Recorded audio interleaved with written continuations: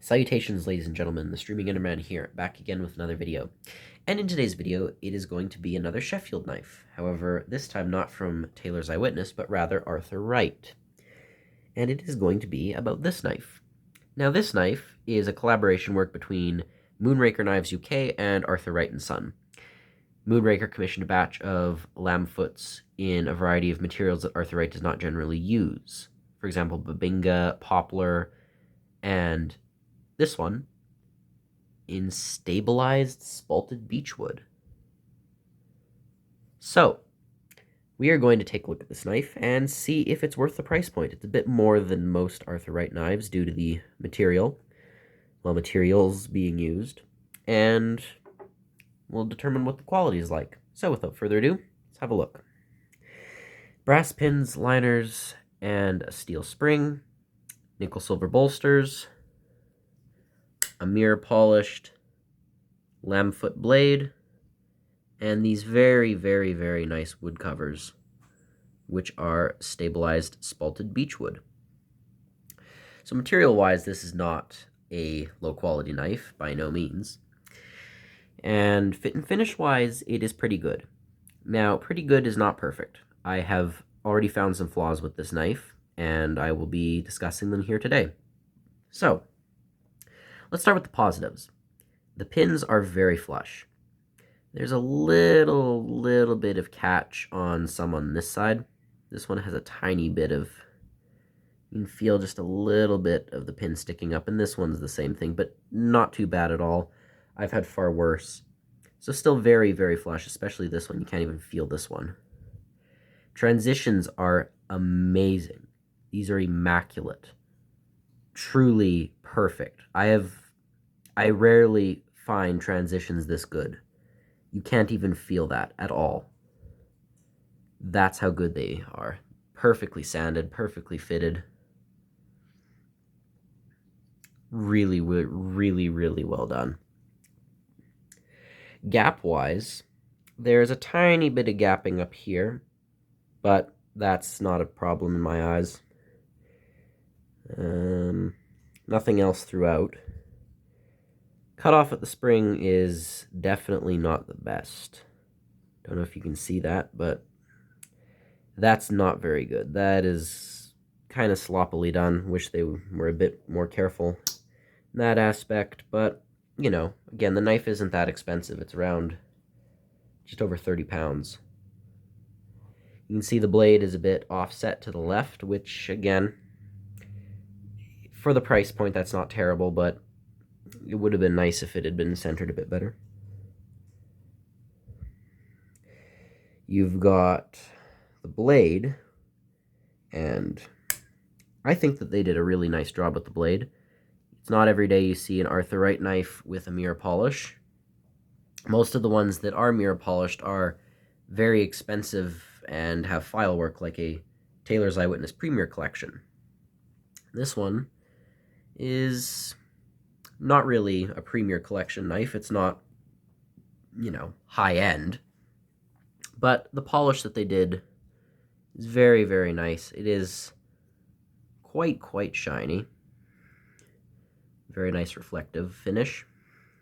Same thing on the bolsters. They did a good job with them too. The blade, of course, is Arthur Wright sharp. By that I mean, for those who've never seen an Arthur Wright knife before, very much blunt, almost, easily dull. They are not sharp. I really do not have to be afraid of cutting myself on a brand new Arthur Wright knife. I will have to sharpen this, whether it's on a stone, a steel, or a machine, does not matter, but these do take a very nice edge once you've sharpened them. Give them a nice sharpen, and they will be shaving sharp, which is a bonus in my mind. This steel is easy to sharpen. It is C70 carbon steel, so for those who don't like carbon steel, you probably won't like any Arthur Wright knife. If you still want a Sheffield knife that is stainless steel, I could recommend two brands, one being Taylor's Eyewitness, who made this knife, and I'll put this as a comparison. This is a Barlow by Taylor's Eyewitness. You can see very Very different profile in that blade. It's a clip point as opposed to the Lambsfoot. And since we're here, another stainless steel knife from Sheffield. We've got this rather oily Joseph Rogers and Son, and that's a Wharncliffe. So, 3 different brands, all from Sheffield. These 2 are stainless steel, whereas this one, the Arthur Wright, is carbon steel. So this will require a bit of upkeep. You do need to keep it oiled so it does not rust. But these will take a patina, and if you want to get an idea of how that will look, here is what a patina will look like. Here is my Arthur Wright Ettrick. You can see this one's taken a pretty good patina. The back spring is very noticeable. See, it's very darkened. Quite like that.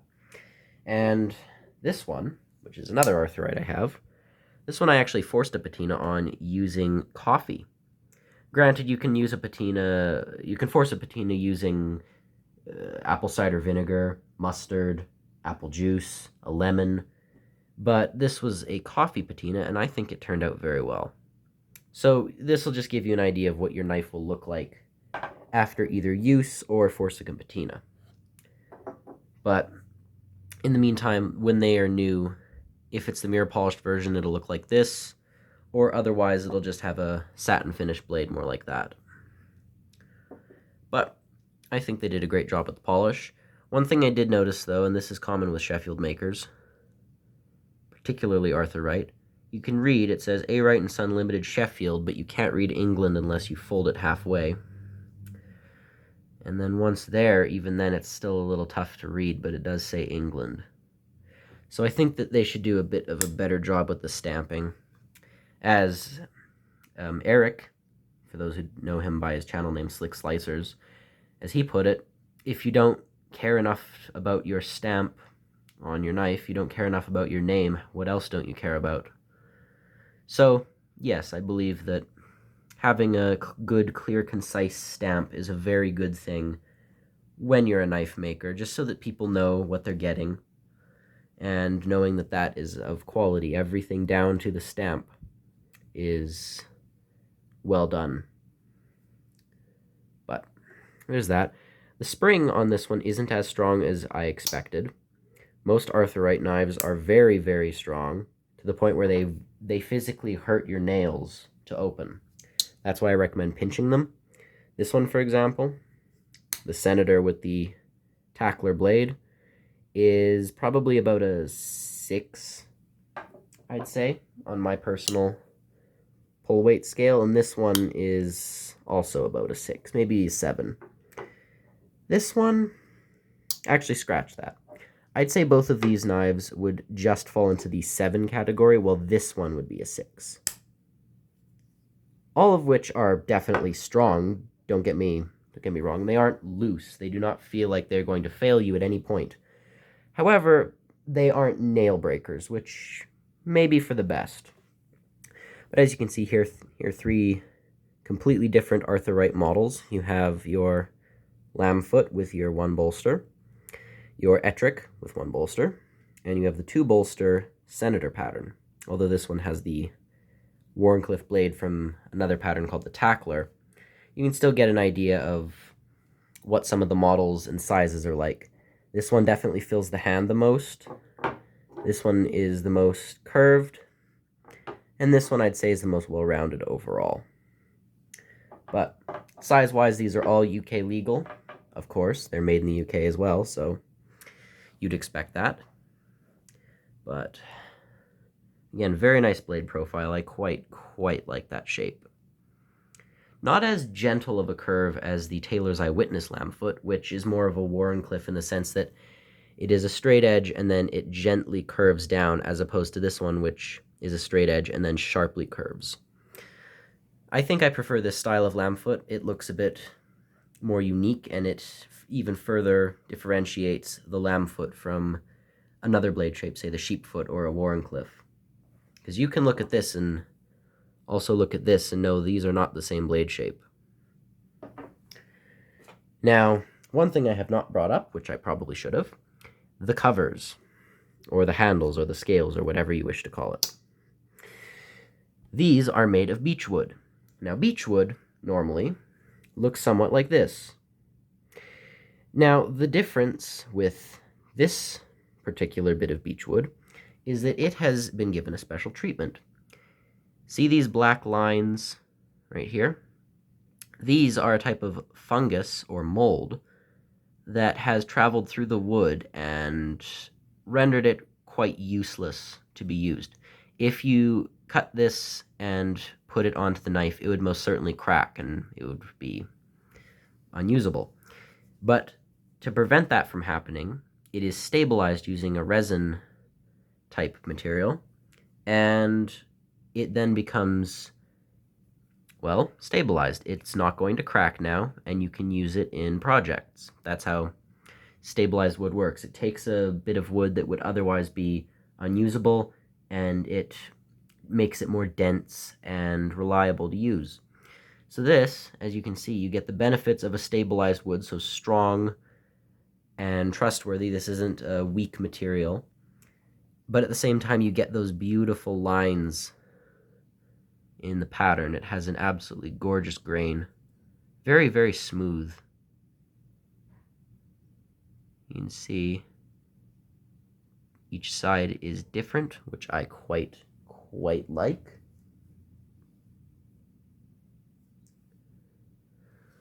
But overall, I think this is a very smart looking knife. And what are my thoughts on it? Fit and finish wise, I think that this is good for the money. There are some issues. Again, the pins are flush. For me, I don't really mind if one is sticking up just a little bit. That's not a big deal in my mind. The bolsters are really well done. They're nice and flush too. The spring and blade meet very well. Wipe some fingerprints off. I think that looks quite good. The stamping is... it could be a little bit better. Again, it would be nice if you could read the last bit of the stamp, but these are all cosmetic complaints. These aren't going to affect the functionality of the blade. The blade itself comes Arthur Wright sharp, as I said, which is not that sharp at all. It will require sharpen, but it does sharpen up quite well. The steel is good with that. You have a good blade shape overall. The polish is lovely on both the bolsters and the blade.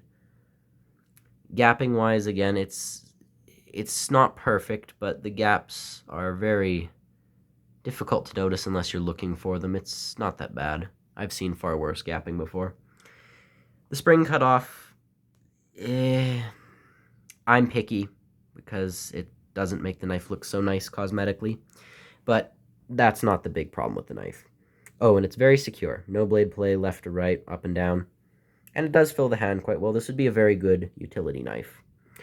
But the flaw that you may or may not have noticed, and you're about to notice, that does make this knife a little less than what would be expected. The problem with this knife is not the blade centering. The blade centering is a little off, but that doesn't matter to me. What's wrong is this. I don't know if you can pick this up as well as I can, but the blade is noticeably off to the left. And this is something that I really can't stand. Gaps are a little annoying. They show that the knife isn't perfectly made. Bad cutoff on the spring is also a little bit annoying, but it's not the end of the world. Blade play is probably the only thing that comes close to this in levels of annoyance for me. Because blade play does affect the functionality of the knife. It makes it feel less secure and reliable. But this is bad. I really wish that this was not the way it is, but you can see, no matter what angle you hold it at, it is noticeably off to the left. You can see that's a real issue. That is off.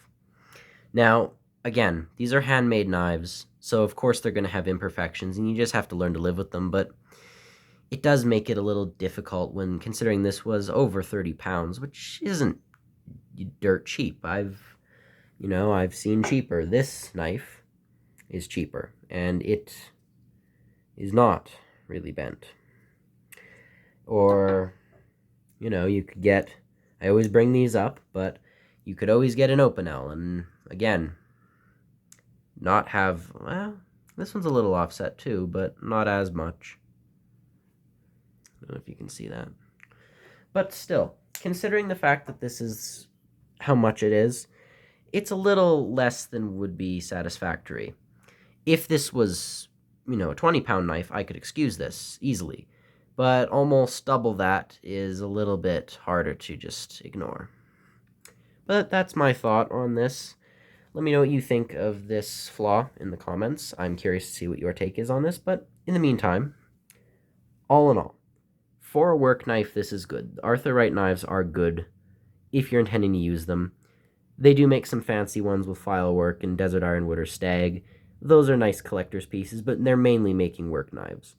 Most people wouldn't care about this, and it's only because I'm a collector and I see flaws where most people wouldn't notice them that this would really bug me, but most people probably wouldn't care too much.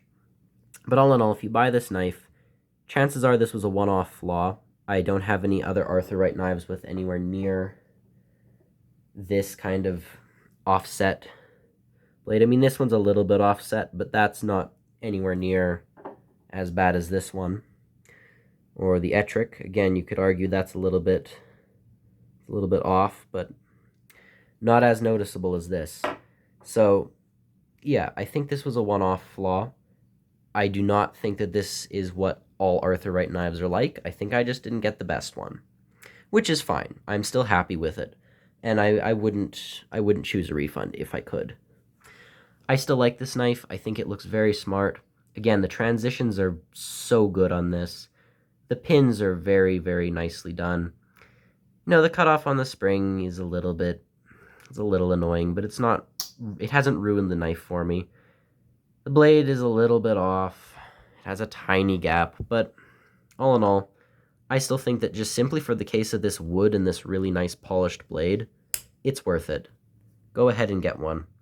Moonraker Knives is the only place you can find them, as it is an exclusive for Moonraker, so I'd highly recommend going to check one of these out. But yeah, so aside from the little stamping issue, little bit of a problem with that cutoff, blade not being perfectly centered, having a tiny, tiny little gap, and then having that off blade, yeah, this has some flaws, but I still personally am happy with it, and that really is, at the end of the day, all that matters. It's your knife. If you're happy with it, then you can ignore all the flaws with it if you enjoy it. For example, this knife, most people would be shrieking in disgust at that. Look at that. Look at that sanding. That is so poorly done. This side is clearly thicker than this side, and yet I'm happy with this knife. I like this knife, and I'd wish that it hadn't been this way, but I still enjoy this knife, and I wouldn't get rid of it. So that's all that matters at the end of the day. It's your knife. If you think it's got a flaw, it's got a flaw. And if you think that you're happy with it no matter what, then, well, you're happy with it no matter what. So I'm still happy with how this turned out. I hope that if you buy one, you get a better one than me. Again, handmade knives, you never know if you're going to get the best of the batch or the worst of the batch. I may have gotten the worst of the batch, but even so, if this is the worst of the batch was still very, very good, because this is still a really nice knife. But yeah, easy to sharpen, beautiful polish on that blade, lovely shape, transitions are good, pins are pretty flush, the wood itself is absolutely gorgeous. Love this material. It's my first time trying out a knife with Stabalized Spalted Beech. And again, the very sturdy feel. This is a very palm-filling knife with no wobble at all. It just feels like a user knife. And I think that's what I'm going to do with it. I'm going to sharpen it, I'm going to polish it, and I'm going to put it to use. So, This has been the Arthur Wright and Son Moonraker collaboration, Stabilized Spalted Beech Lambsfoot, and this is the Streaming Enderman, as always, signing off. Goodbye.